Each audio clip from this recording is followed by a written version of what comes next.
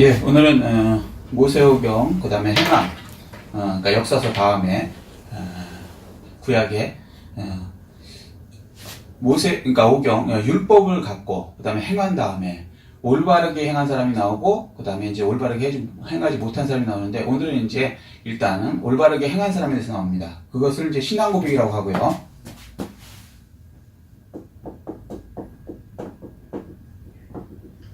여기 이제 5개가 나오죠. 올바르게 행한 사람들. 예. 첫 번째 이제 신앙 고백에서 첫 번째는 욥시 잠자나 이렇게 얘기하거든요. 욥기, 시편, 잠언, 전도서, 잠전, 이렇게 얘기합니다. 한 번씩 다 들어보셨을 거예요. 이제 이분들이 하나님 말씀대로 살고, 그것에 대한 감사함에 대해서 신앙 고백을 합니다. 욥기는 간단하게 말씀드리면, 이유 없는 고난이 올 때가 있다는 거예요. 그걸 어떻게 이제 극복하고 하나님께 올바르게 나아가는가. 그것에 대해서 이제 신앙 고백을 하는 것입니다. 욥이 무슨 죄를 져갖고 고난을 받은 것이 아니죠. 죄는 전혀 상관이 없는데 하나님께서 그 고난을 통해서 그 욥의 마음을 주님께서 이제 시험하시는 것이죠. 그것을 통해서 이제 우리에게 이유 없는 고난에서 어떻게 행동해야 되는 것을 알려주고 계시는 것입니다. 두 번째는요, 시편이죠. 이 시편은 이 고난에서 이제 찬양, 할렐루야,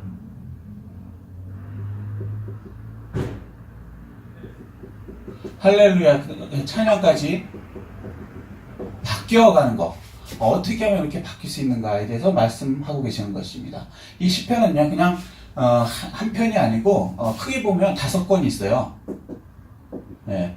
나중에 이제 세부적으로 들어갈 때 말씀드리겠습니다. 그래서 시편 이제 큰 권수로는 5개가 있는데, 그 내용은 고난에서 결국에는 처음에 이제 고난으로 시작되죠.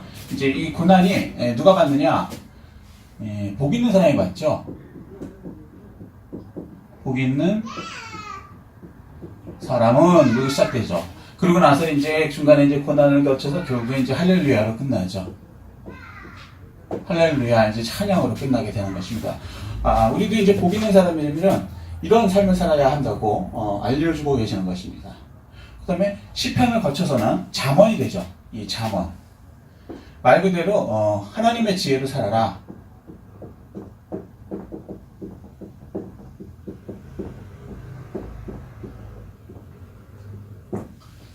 예.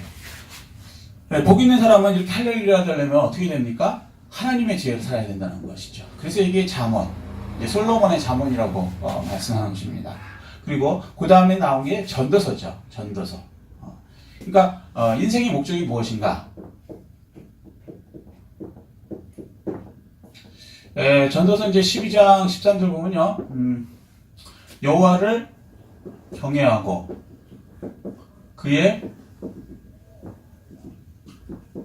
명령을 지키라, 이렇게 말씀하시는 겁니다. 이게 이제 인생의 목적이죠. 여호와를 경외하면서 그의 명령을 지키면서 사는 것. 이게 이제 하나님의 지혜로 사는 것이고요.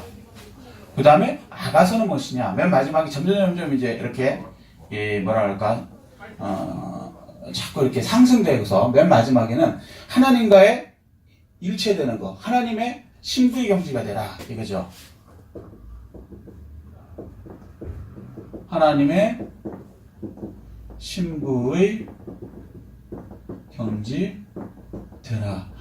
왜 예수님의 신부, 우리는 예수님의 신부다, 이런 얘기 신약에서 많이 듣지 않습니까? 구약에서도 마찬가지로 아가서를 통해서 하나님의 신부가 되라고 말씀하고 계시는 것입니다. 그래서 이 하나님의 말씀대로 율법대로 이제 율법이 있고요.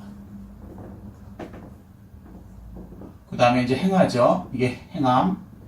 행하면 그 결과적으로 올바르게 산 사람은 이런 신앙 고백이 나온다고 말씀하시는 것입니다. 5건. 첫 번째 이제 욥기고요. 예. 그건 이제 이유 없는 인생이 살면서 이유 없는 거는 누구에게도 있을 수 있다는 것이요. 물론 잘못된 고난은요. 나중에 잘못 산 사람들에 대해서 그때 나옵니다. 그때 이제 다시 나올 것이고, 이거는 이제 올바르게 산 사람들의 얘기 중에서 얘기하는 겁니다. 올바르게 산 사람들 중에서. 그래서 이유 없는 고난이 오지만 그것은 이렇게 극복하면 된다라고 말씀해 주고 계시는 것이에요. 그리고 두 번째 시편을 통해서는 고난을 변화시켜서 결국에는 할렐루야로 찬양하는 복 있는 사람은 어떻게 살아야 되는 것인가에 관해서 150편이지만 결국에는 5권에 나눠서 이렇게 살아라 라고 우리에게 알려주고 계시는 것입니다. 그리고 그러기 위해서는 잠언을 통해서 하나님의 지혜로 살아야지 이렇게 복 있는 사람이 할렐루야의 이런 삶으로 변하게 된다라고 말씀하시고요. 전도서에는 그렇게 지혜롭게 살아야 되는 이유가 뭐냐?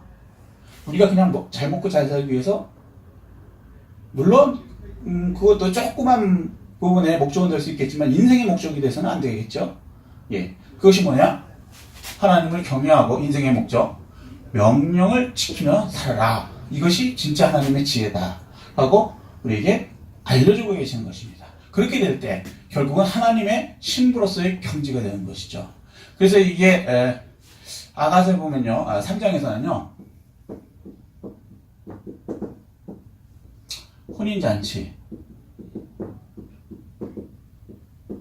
혼인잔치에 우리가 들어가야 된다고 말씀하시는 것이죠. 예, 물론 2장에서는 함께 가자,